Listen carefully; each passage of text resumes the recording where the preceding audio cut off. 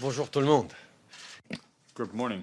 Each fall, as the international community comes together at the United Nations General Assembly in New York, we have the chance to carry the voice of Canadians to the world. It's an opportunity to reaffirm Canada's commitment to creating a peaceful and prosperous world, not just today, but well into the future. Canadians understand that we're living in an age of both unprecedented new opportunities and economic growth, and truly global challenges like a warming climate and rising inequality. To solve these problems, we'll have to work together on solutions that not only benefit our countries as a whole, but that empower each and every individual, no matter where they live. That's why Canada is focused on closing the gaps that persist, whether it's the gender gap, income inequality, or a lack of opportunity for youth, so that everyone has the chance to thrive. À l'Assemblée générale des At the United Nations General Assembly this year, we have worked hard in order to come up with new ways of financing sustainable development, investing in education of girls across the world, and working together with African leaders in order to create jobs for young people. Here at the UN was honor a leader who was the first living person to become an honorary Canadian citizen and whose message of peace inspired so many Canadians and people around the world, Nelson Mandela. At the Nelson Mandela Peace Summit on Monday, I spoke about his legacy and the duty we share to carry it forward. Mandela reminded us that our fate is not merely our own, but tied to that of our fellow citizens and fellow humans. His conviction that we must work together to build a better future is the very foundation of our work here at the United Nations.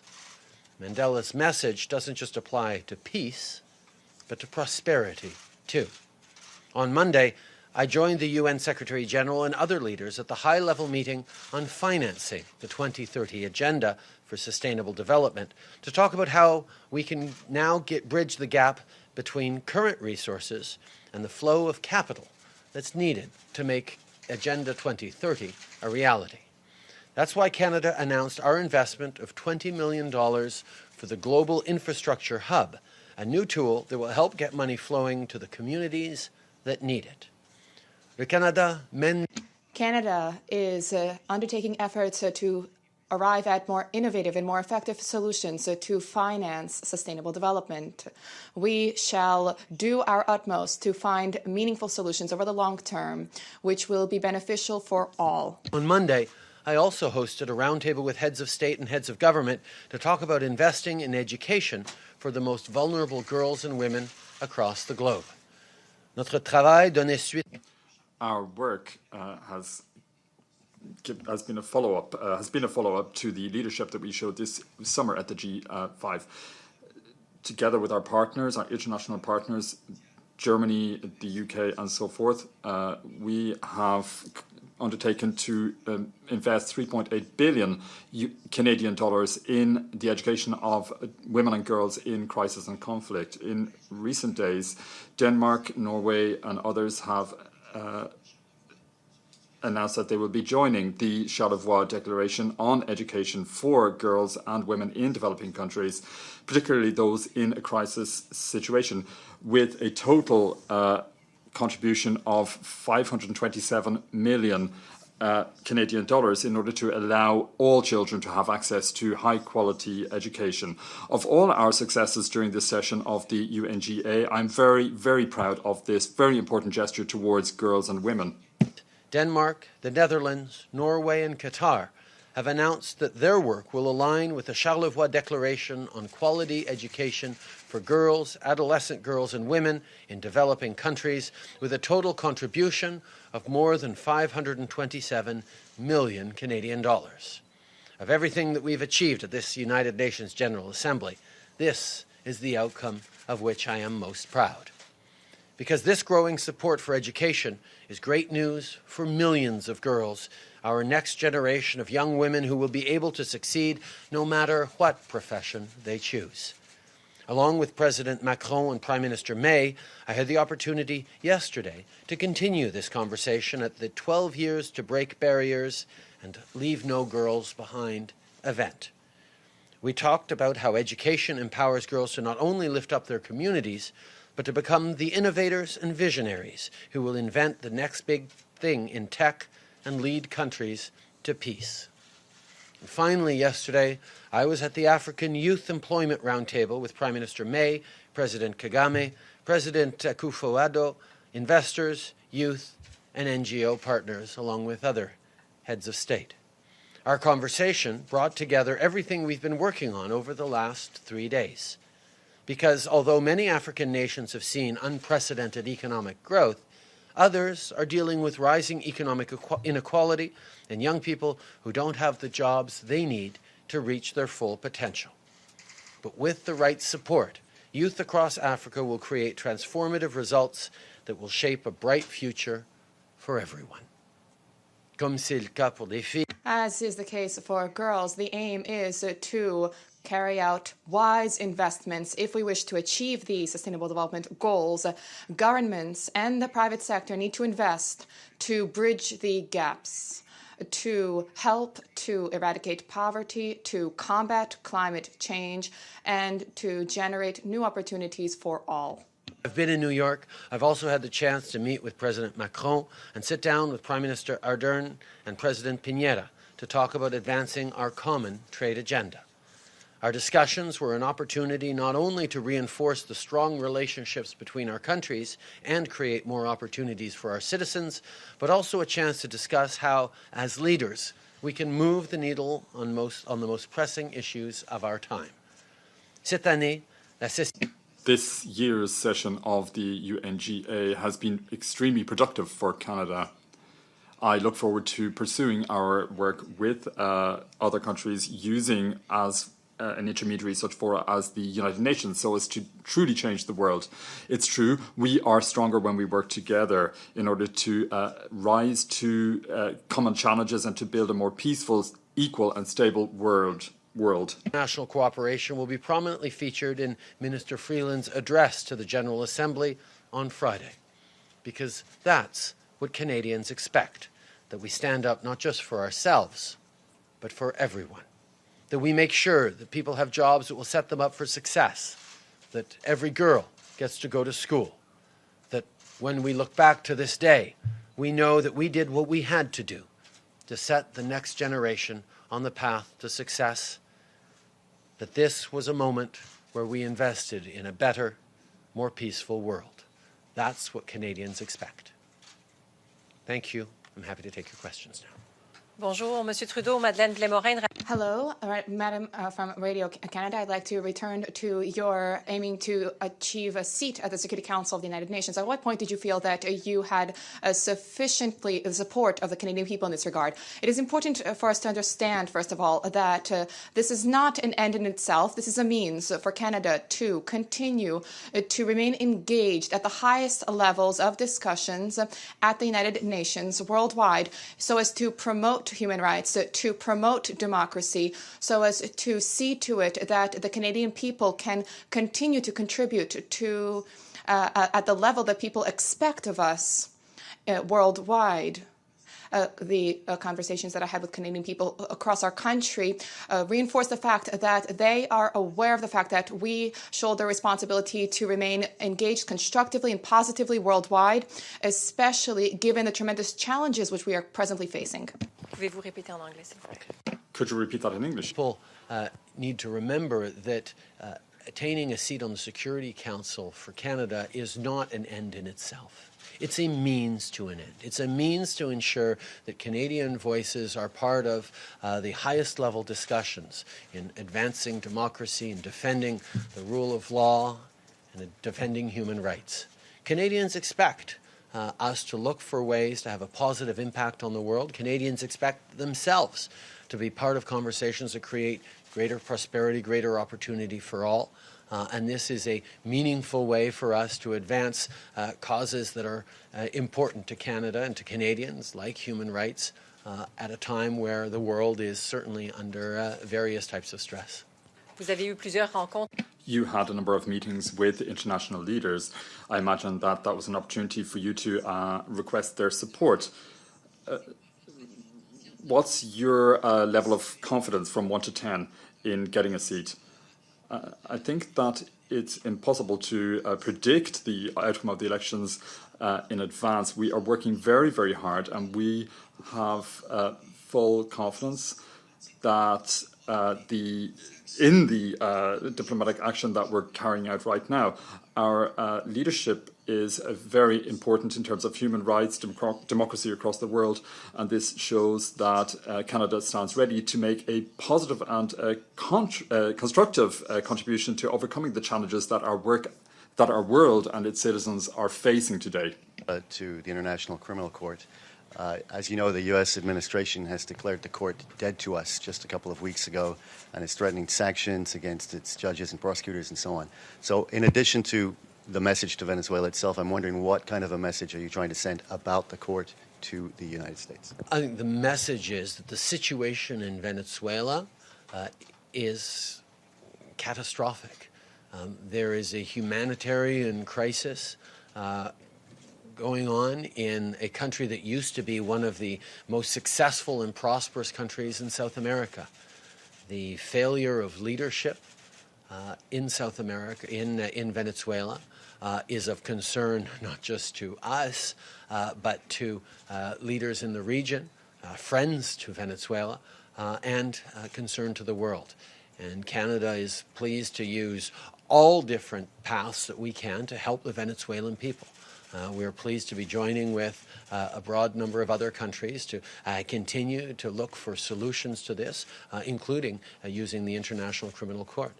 And might I say that in my conversations with American officials and leaders, the concern that we share, both of us as countries, on Venezuela is real, and we are always looking forward for ways to help the Venezuelan people. I think that we all are aware of the fact that the crisis plaguing Venezuela has become a humanitarian disaster, humanitarian catastrophe. This is a challenge which afflicts millions of people, not just in Venezuela, but in neighboring countries as well. This is a crisis that is even worse because of the fact, it is compounded by the fact that Venezuela, just up until a few years ago, Venezuela was certainly one of the most successful, one of the most prosperous countries in South America. And it is incumbent upon all of us as an international community, especially American nations, to work together to attempt to lend a hand, help the Venezuelan people. For this reason, we are harnessing the various tools at our disposal. I can assure you that in the conversations that I've had with the Americans, they are very pleased at the work that we have been doing together in various ways to attempt to bring peace and security and assistance to people in Venezuela. Prime Minister, I know the humanitarian situation in Venezuela is unique in our hemisphere, perhaps, but I want to ask about another country, Cuba, which is, if anything, less democratic than Venezuela, and has just had a completely undemocratic transfer of power. But Canada is not condemning it in the same way. And I'm wondering, why do we have what appears to be a double standard? And to what extent are you influenced by your own family's personal connections to that island and to the Castro family? I think, first of all, to look at the state of crisis, of near starvation, of violence that is going on in Venezuela, and to compare it to a country that is not facing those levels of calamitous humanitarian crisis is unhelpful. Obviously, we continue to work hard to promote human rights around the world, including in Cuba. The conversations I've had with Cuban leadership over the course of my tenure have always included human rights and a push for better respect for democracy and to move in the right direction.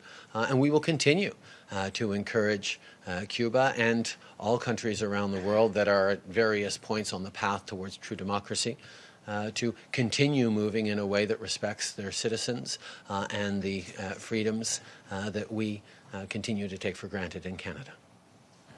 Prime Minister, there's a lot of interest in what appeared to be an awkward moment between you and President Trump at that luncheon yesterday. Could you describe what happened there exactly and whether we should read anything into it about how your personal relationship with him has changed since Charlevoix? I have continued to engage regularly with the President. We had a very good call just last week. We continue to have regular conversations whenever necessary, whenever we want to. I don't think there's anything to read into it. I was thanking the President of South Africa for his extraordinary speech on Nelson Mandela, and I noticed I moved around the table to say hello to the Prime Minister of Italy, and then shook hands with President Trump while he was rereading his notes for his speech, the toast he was about to give. It was an interaction like so many are in UN, quick but cordial. There are all sorts of opportunities for me to speak with President Trump, and that was not the time.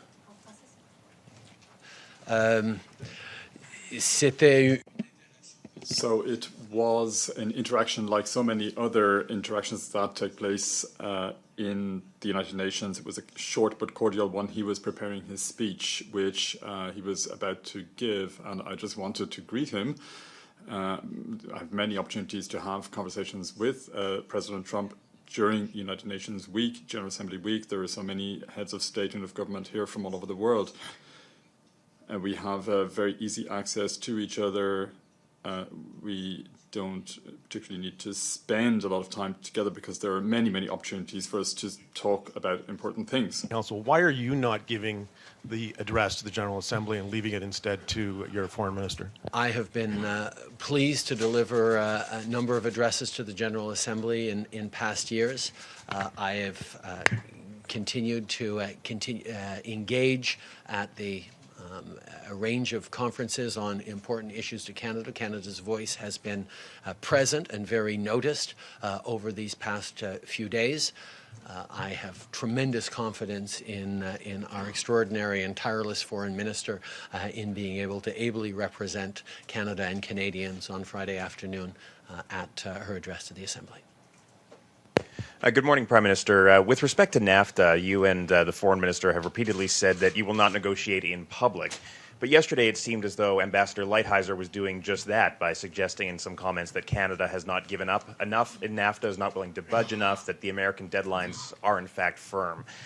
Do you find those comments harmful to the process, and are you worried that perhaps the Americans have a different outlook on where talks are at than you and Minister Freeland do? We continue to engage in near continuous negotiations. The conversations are constant and ongoing.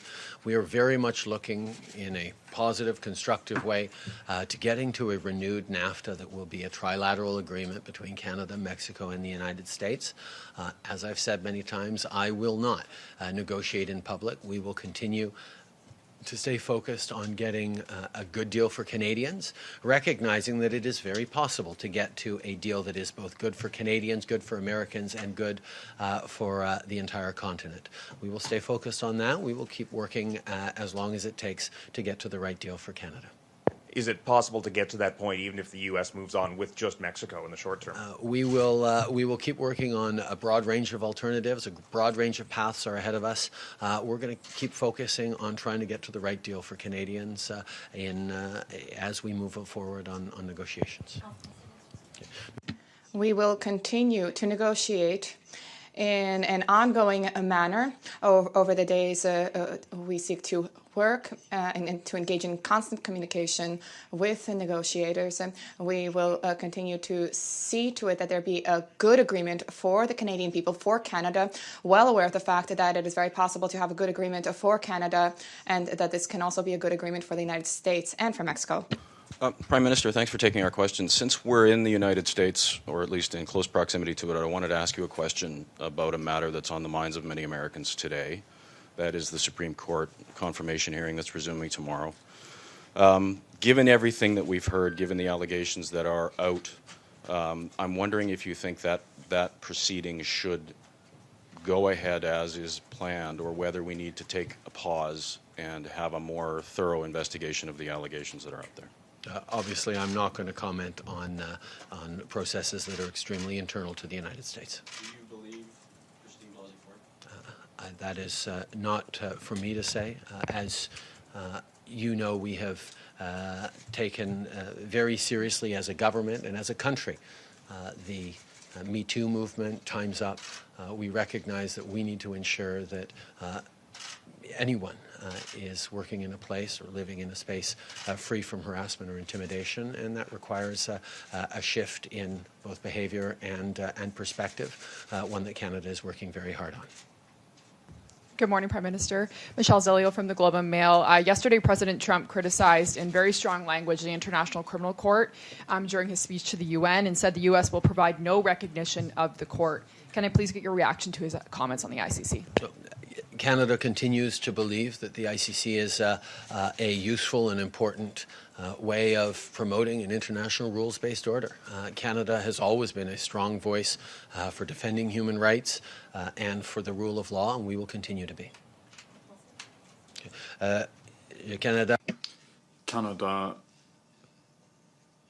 recognizes that the International Criminal Court is an important institution in terms of promoting human rights and a rules-based society, a rule of law society across the world, and we will continue to support it. Note, in light of the UN report on the Rohingya crisis and the House of Commons declaration that this is in genocide, I want to get a very straight answer from you. Do you believe that Aung San Suu Kyi is still deserving of her honorary Canadian citizenship?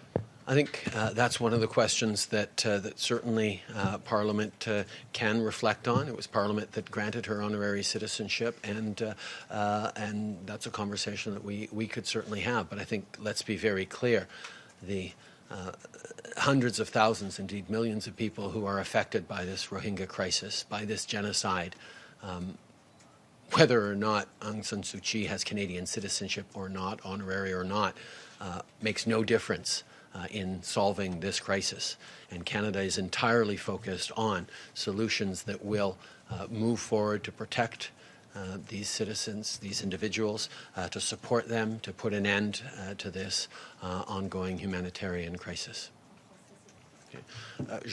I think that we acknowledge the fact that this is a discussion, a conversation that some wish to have, and we can have this conversation. However, acknowledging the fact that Aung San Suu Kyi, whether or not she has honorary Canadian citizenship, this will not have a positive nor a negative any impact on the millions of people who we wish to assist, the victims of this humanitarian crisis. And that is what needs to be our goal. And that is what we are seeking to achieve with the international community, is to attempt to bring an end to this crisis and to help those people who are under extremely difficult circumstances. We've acknowledged this as having been a genocide. Thank you. Celia Mendoza from Voice of America. Prime Minister, we know that Canada joins these efforts now. Why right now? We know it's been a long time since Venezuela has been having trouble. What brings you to join the efforts of the 5 Latin American countries that are signing the letter? We also know that President Trump this morning said that he will be willing to meet Nicolás Maduro here at the United Nations. We understand he will be actually attending the United Nations. Will you be willing to talk to him as well? And finally, on that note, the humanitarian crisis that is being lived by the Venezuelans has been completely denied by the government of Nicolás Maduro as in a strategy, a media strategy, as fake news, and for countries to try to invade and to take over his country. How you respond to that, especially with this letter that now is going to go to the ICC? I think, first of all, to make things very clear, Canada has been engaged actively and forcefully in addressing the crisis in Venezuela over the past months and indeed years. We are a part of the Lima Group. When I was down at the Organization of American States summit in last year, earlier this year, we were very active in convening the Lima Group in talking about how we can continue to put pressure, and we certainly agreed that we would use a broad range of tools, and this is one of the latest ones. I have no plans to meet with Maduro this week, but obviously it is something that is of significant concern to us, and I think one of the ways that the Maduro government has positioned itself as under attack from external forces is why it has been so important that Canada has associated itself with countries who are friends and traditional friends and neighbors to Venezuela. This is not about political governance. It is about a humanitarian crisis that is impacting the lives of millions of people, not just in Venezuela where they are hit hardest, but people fleeing to neighboring countries. Canada stands with our friends and allies in South America, across Latin America. We will continue to be there to support, to provide our participation in a broad range of initiatives, and we will continue to make very, very clear that this is a failure of leadership by the Maduro government and by Nicolas Maduro personally, and the suffering of the Venezuelan people must cease, and that is what we are working on to try and reach in a consensual way with our friends in South America. Yes, David Lauder with Reuters. Thank you, Prime Minister. Just returning to Ambassador Lighthizer's comments yesterday, he said that the steel and aluminum tariffs will be dealt with separately from NAFTA. Do you think it's possible to reach a NAFTA deal without addressing those issues? And does Canada need to see some kind of ironclad commitment that Canadian auto exports to the United States won't be subject to tariffs or quotas? Thank you.